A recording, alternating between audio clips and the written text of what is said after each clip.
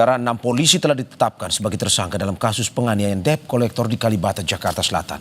Bagaimana Kompolnas mencermati kasus ini, penganiayaan yang melibatkan polisi? Kita akan membahasnya bersama Komisioner Kompolnas Yusuf Warsim. Mas Yusuf, selamat pagi. Selamat pagi, Bung Mario. Salam Terima sehat. kasih, salam sehat. Terima kasih sudah bergabung di Dialog Sapa Indonesia Pagi pada hari ini. Mas Yusuf, kita langsung saja terkait dengan kasus yang terjadi di Kalibata kemarin. Ada 100 orang kalau kata Kapolres Jakarta Selatan yang terindikasi melakukan pembakaran kios-kios pedagang ini. Hingga saat ini menurut Anda, apakah memang polisi perlu mengusut semuanya 100 orang atau hanya aktor-aktor yang utama saja? Iya, yang paling utama tentu kita melihat kepolisian Polda Metro Jaya bersama Polres Jaksel sudah terlihat responsibilitasnya terkait dengan pertama adanya korban yang meninggal dunia dulu, di mana sudah dalam proses penyidikan dan itu kita sudah mendapatkan penjelasan ada 6 yang itu oknum anggota Polri yang bertugas di Mabes ditetapkan sebagai tersangka. Itu dulu. Ya. Yang kedua tentu memang kami sudah memintakan penjelasan lebih lanjut terkait dengan aksi perusakan dan pembakaran yang latar belakangi adanya rasa balas dendam. Kira-kira begitu.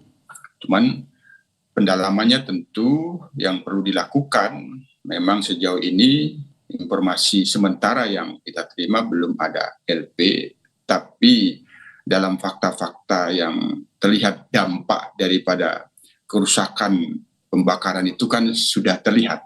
Ya. Oleh karenanya memang ini tetap perlu diusut agar keadilan para pedagang yang mengalami kerusakan itu juga ada didapatkan gitu. Kepada siapa mereka meminta pertanggungjawaban terkait dengan apa yang dialami tempat mata pencaharian itu, meskipun tempat itu kan punya Pemprov DKI, tapi perdagangan yang sudah dibangun lapak-lapak itu kan sudah berproses dan itu ada orang yang melakukan perusakan, pembakaran. Tentu kita dorong tetap diusut, hanya nanti prosesnya bagaimana, apakah yang paling utama kan itu Bung Mario ganti rugi agar yang dialami oleh pedagang itu tidak begitu dalam gitu. Oke, Mas Yusuf, itu yang menjadi pertanyaannya, tanggung jawab itu kemana sebenarnya? Apakah ke Pemprov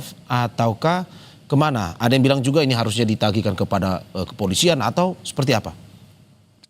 Yang paling utama sebenarnya ya diselidiki dulu.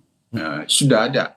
Ya tentu sebenarnya laporan-laporan informasi dari lapangan yang itu bagian dari tempat kejadian perkara, kerusakan, pembakaran, kebakaran yang dibakar itu kan sudah ada itu fakta-faktanya. Nah, korban yang mengalami kerusakan tempat lapak dagangnya kan juga sudah ada.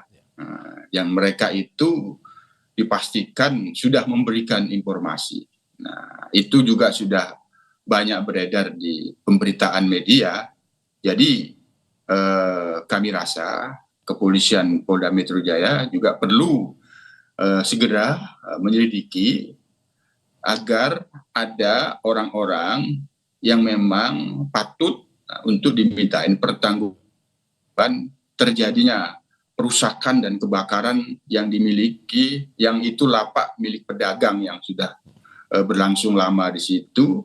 Kebakaran itu mengakibatkan mereka tidak bisa berpenghasilan lagi. Jadi ya itu perlu diselidiki, hanya nanti bagaimana orang-orangnya siapa.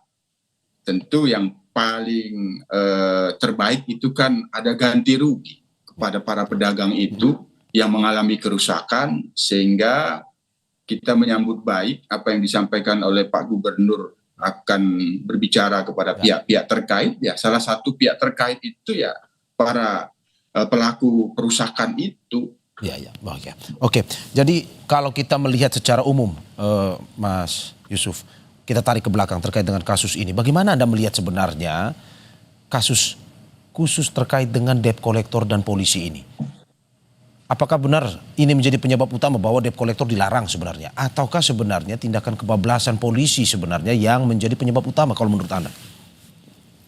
Ya tentu Kompolnas dalam hal ini sebagai pengawas fungsional kinerja kepolisian, proses penyidikan terhadap oknum yang itu namanya melakukan tindakan unprocedural, ya yang kemudian pembunuhan di luar hukum. Nah, pasal yang diterapkan pembunuhan dan juga ada pembunuhan berencana. Itu yang kita dorong. Nah, yang kedua, persoalan debt collector sendiri tidak hanya di Jakarta saja, tapi di tempat yang lain juga sudah kita pahami sering menimbulkan permasalahan-permasalahan di lapangan, bentrok-bentrok yang itu menimbulkan pelanggaran hukum. Ya, tentu ini masih PR kepolisian juga bagaimana bisa memastikan. Nah, sementara debt collector itu sendiri bagian dari pencarian pekerjaan, hanya proses yang berjalan itu memang sering menimbulkan persoalan-persoalan hukum. Nah, padahal sebenarnya ya ini kan soal perjanjian fidusia. Perjanjian fidusia sendiri kan tentu memang secara hukum kan tidak boleh sepihak. Bagaimana perjanjian itulah yang harus dilaksanakan. Nah, tindakan-tindakan yang sepihak yang itu dilakukan oleh debt collector yang itu sudah kita lihat sering menimbulkan permasalahan hukum. Hanya pada peristiwa yang ada di Taman Kalibata ini sebenarnya kan tidak terjadi komunikasi yang itu sering sudah kita lihat juga dalam peristiwa-peristiwa yang menimbulkan masalah hukum yang itu terkait dengan penarikan kendaraan oleh debt collector, komunikasinya tidak berjalan baik, tidak elegan, sehingga ada ancaman dan kekerasan, sehingga menimbulkanlah persoalan-persoalan hukum. Ya, bagaimana juga yang dialami pada saat ini, barangkali ada peristiwa adanya ancaman dari yang akan ditarik, apakah memang benar, tapi sekali lagi, proses modus, motif, ini kan sedang dalam proses penyidikan, pelakunya sudah ada, bagaimana persoalan antara debt collector, apakah memang ada kesalahan-kesalahan yang dilakukan pada peristiwa yang ada di Taman Kalibata ini atau tidak semata murni dari memang motif oknum sendiri yang memang ingin melakukan tindakan-tindakan.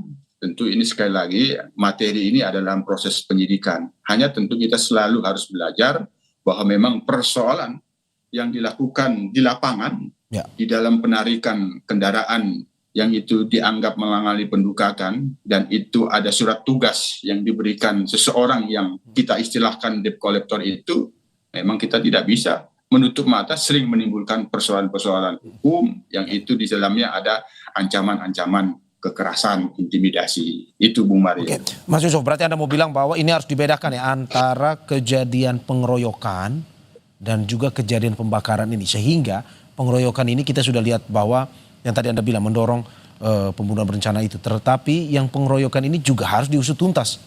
Berapapun jumlahnya. Kepolisian Polda Metro, Polres Jaksel perlu proporsional memahami peristiwa ini. Kita apresiasi responsibilitas penanganan adanya oknum yang melakukan pelanggaran. Itu sudah berproses demikian baik, kita tuntaskan. Nah tentu ada fakta perusakan, nah, itu juga harus proporsional dilakukan penyelidikan agar mereka-mereka yang merasa itu lapaknya mengalami kerusakan yang kemudian tidak bisa bermata pencaharian lagi dalam beberapa hari ini mendapatkan keadilan juga. Nanti bagaimana prosesnya kita sambut baik apa yang disampaikan oleh Pak Gubernur, akan membicarakan kepada pihak-pihak terkait. Yang paling utama ya orang-orang yang melakukan yang dimintain bertanggung jawab melakukan perusakan ini harus ada dulu. Siapa ini orang-orang ini sehingga bisa dijadikan pihak terkait setidaknya punya kesediaan untuk mau mengganti rugi ini bagaimana mereka ini mata pencahariannya, Ya. harus diapakan ini, ya itu Ya. perlu ada mediasi. Oke, kalau berbicara spesifik soal penanganan dari polisi, kalau Anda melihat terkait dengan kasus debt collector ini, Pak Yusuf, bagaimana sebenarnya polisi dengan teknik pendekatannya untuk menangani kasus-kasus seperti ini? Apakah memang, oke, kalau kemarin kita setuju bahwa kebablasan misalkan, tapi ke depannya seperti apa? Iya, sebenarnya kan dari peristiwa-peristiwa sebelumnya yang itu juga sempat menjadi perhatian publik, yang diakibatkan oleh tindakan-tindakan oleh oknum debt collector ketika melakukan penarikan beberapa waktu lalu, ya kan juga kita bersaran, ya memang para pihak yang memberikan tugas kepada orang-orang yang ditugaskan untuk menarik kendaraan yang diduga mengalami penunggakan yang sudah tidak ditolerir lagi, dipastikan itu mematuhi hukum. Nah, dalam hal ini juga maka perlu kita menyarankan dan sekali lagi mendorong terus kepolisian agar tidak menutup mata, membiarkan para debt collector yang bertugas itu, apakah itu dalam bentuk perusahaan-perusahaan, lembaga-lembaga, yayasan-yayasan yang mengelola penerimaan tugas-tugas penarikan kendaraan itu, dilakukan pembinaan.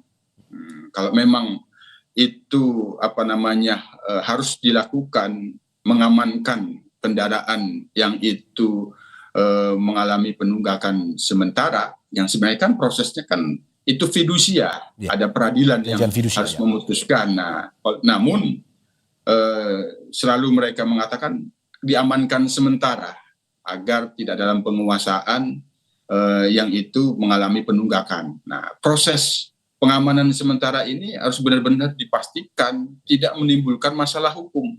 Nah, disinilah tugas kepolisian melakukan pembinaan agar kejadian-kejadian serupa yang sering ditimbulkan oleh adanya modus penarikan kendaraan oleh debt collector yang kemudian menimbulkan kekerasan itu semakin dapat dicegah dan tidak terulang kembali. Nah, intinya saya mau mengatakan kepolisian punya tanggung jawab untuk membina. Nah, itu. Membina tidak dengan kekerasan, ya? Maksud Anda seperti itu? Iya, semua pihak yang kaitannya dengan proses fidusia itu, meskipun itu perjanjian fidusia itu ranahnya adalah pengadilan, tapi ketika di lapangan ingin mengambil tindakan-tindakan mengamankan kendaraan yang sudah mengalami atau barang yang sudah mengalami tunggakan, proses pengamanan itu dipastikan tidak boleh melanggar hukum.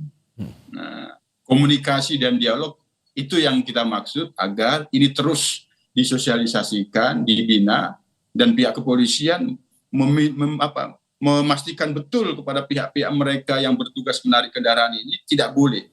Apabila melakukan terus pelanggaran, ya ditindak tegas. Itu, Bung Mario. Oke, Pak Yusuf, kalau itu tadi dari polisinya, kalau dari debt collectornya sendiri, Anda sudah sedikit menjelaskan soal perjanjian fidusia, tapi ada pendapat yang bilang sebenarnya tidak boleh ada aksi-aksi debt collector seperti ini, perjanjian atau orang ketiga seperti ini. Tapi ada juga yang bilang bisa dilakukan asal tidak menimbulkan ketakutan atau kekerasan. Tapi menurut Anda seperti apa? Sehingga tidak terjadi lagi nih kasus serupa nih. Ya, semuanya itu kan memang berawal dari perjanjian debitur dan kreditur secara hukum. Nah, kendaraan itu disita kan memang harus berdasarkan akta fidusia. Tapi selalu beralasan dari pihak kreditur untuk mengamankan sementara agar yang sudah mengalami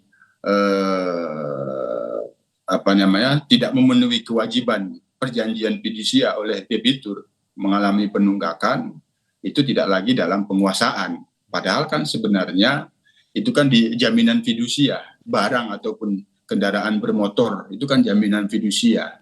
Pemiliknya kan sebenarnya ya atas nama si debitur, tapi dijaminkan ke kreditur. Jadi sebenarnya dua-duanya, pemiliknya dua-duanya. Oleh karena kan ini proses komunikasi, bagaimana membangun komunikasi ketika satu pihak tidak bisa memenuhi kewajibannya sehingga menimbulkan kesepakatan-kesepakatan baru yang itu dikomunikasikan.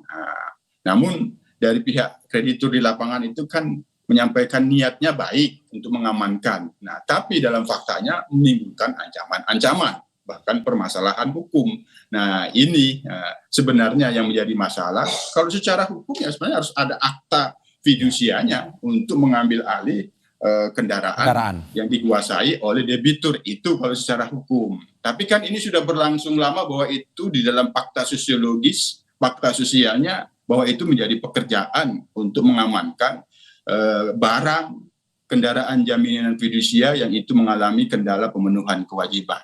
Oleh karena itu tentu Polri, kepolisian yang bertugas mengayomi, melayani dan melindungi masyarakat perlu melakukan pembinaan ketika itu memang secara sosial, secara sosiologis merupakan pekerjaan, tapi pekerjaan itu tidak boleh mengancam orang lain, menimbulkan masalah hukum dan kekerasan. Itu yang saya maksud dilakukan pembinaan. Ya. Oke, Mas Yusuf, ini kita baru saja terhubung dengan Purwanto. Pak Purwanto ini adalah koordinator pedagang di Kalibata. Pak Purwanto, selamat pagi. Terima kasih sudah bergabung di Dialog Sapa Indonesia Pagi, Pak. Selamat pagi, Pak. Audionya boleh dibuka, Pak? Belum terdengar di sini. Selamat pagi, Pak Purwanto. Oke, sepertinya masih bermasalah atau terkendala komunikasi dengan Pak Purwanto di Kalibata. Saya kembali ke Mas Yusuf. Mas Yusuf, kemarin Gubernur Jakarta Pak Pram bilang bahwa ini adalah lahan milik Pemprov DKI Jakarta. Apakah dengan kejadian yang terjadi kemarin itu Pemprov DKI Jakarta perlu juga bertanggung jawab dalam arti mungkin saja membantu pengembalian atau relokasi dari para pedagang tersebut, atau bagaimana sebenarnya? Ya tentu ini kan wilayah yang menjadi kewenangan daripada Pemprov DKI yang kami pastikan dari Kompolnas terhadap kepolisian bahwa permasalahan ini diusut. Apa yang disampaikan oleh Pak Gubernur saya kira itu disambut baik, akan membicarakan dengan pihak-pihak terkait. Itu Mas Bung Mario. Oke, saya kembali ke Pak Purwanto. Pak Purwanto, sepertinya sudah terhubung. Selamat pagi, Pak Purwanto. Selamat pagi, Bapak. Oke, terima kasih Pak sudah bergabung di Dialog Sapa Indonesia Pagi pada hari ini. Bersama kita juga ada Pak Yusuf Warsim dari Komisioner Kompolnas. Pak Purwanto, sampai saat ini update dari pedagang bagaimana? Apakah memang sudah kembali berjualan, sudah direlokasi, atau bagaimana? Untuk saat ini, selamat pagi pemirsa Kompas TV, selamat pagi semua. Mohon maaf baru bisa hadir. Untuk saat ini kami akan mempersiapkan diri untuk buka kembali.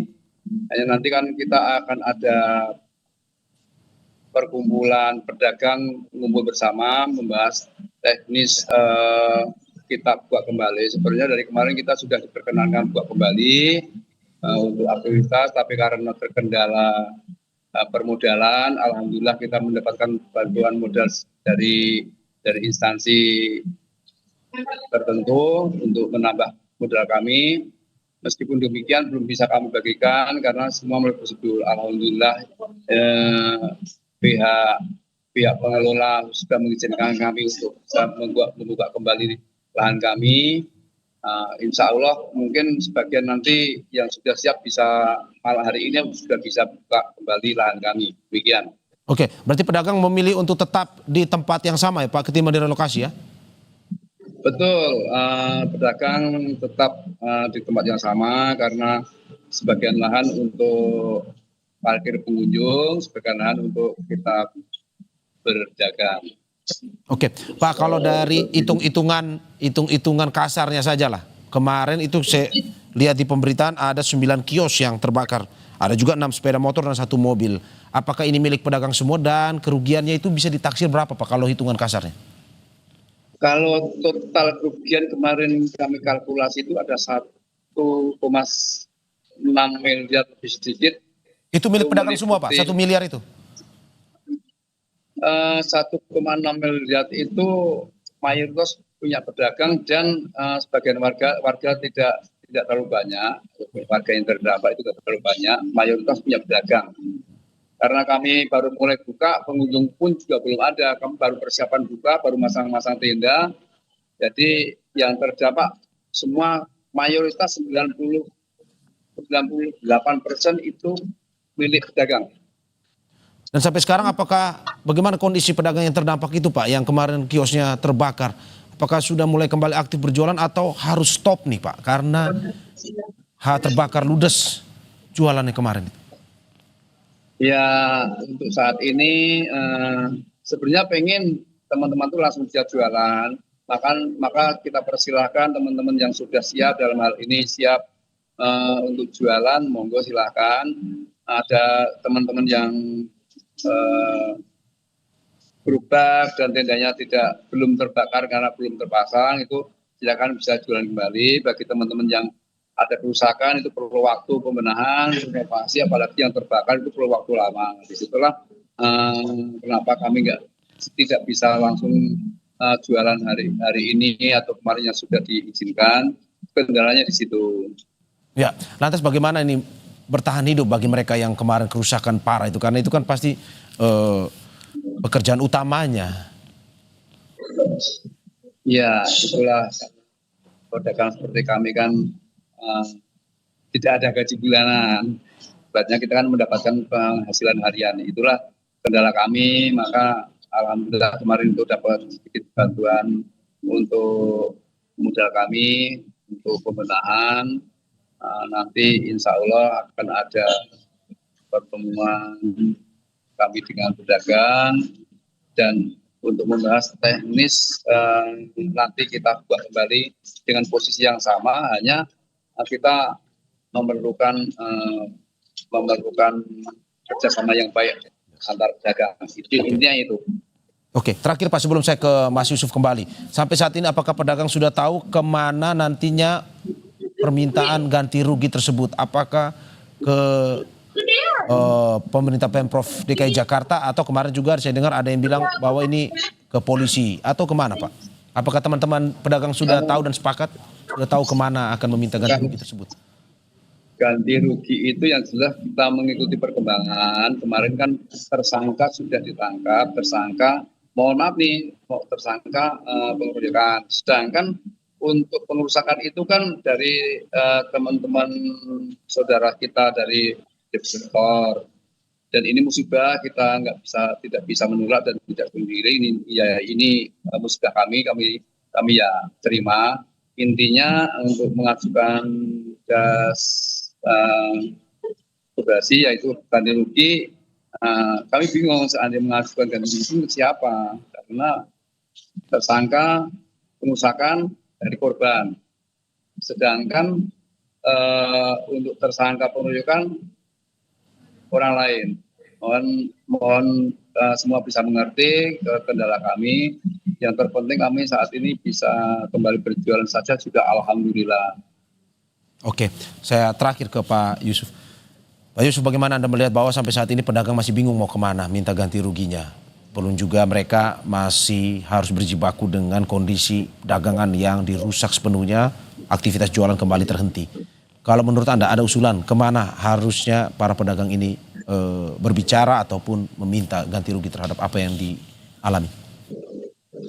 Ya, tentu porsi Kompolnas kita mendorong agar adanya fakta-fakta peristiwa perusakan, pembakaran itu ya perlu diselidiki agar mendapatkan orang-orang yang dapat dimintai pertanggungjawaban terlebih dahulu. Nah, prosesnya nanti apabila memang ada orang-orang yang bisa dimintain pertanggungjawaban dalam proses penyidikan itu, ini memudahkan untuk dalam proses selanjutnya seperti yang sudah saya sampaikan tadi ya, perlu ada langkah-langkah mediasi, ya setidaknya pertanggungjawaban yang paling mudah sehingga tidak masuk ke proses hukum selanjutnya ya kemauan untuk mengganti rugi adanya peristiwa pembakaran dan perusakan itu, Bung Mario. Ini yang kita dorong terus pihak kepolisian agar peristiwa pembakaran dan perusakan itu tetap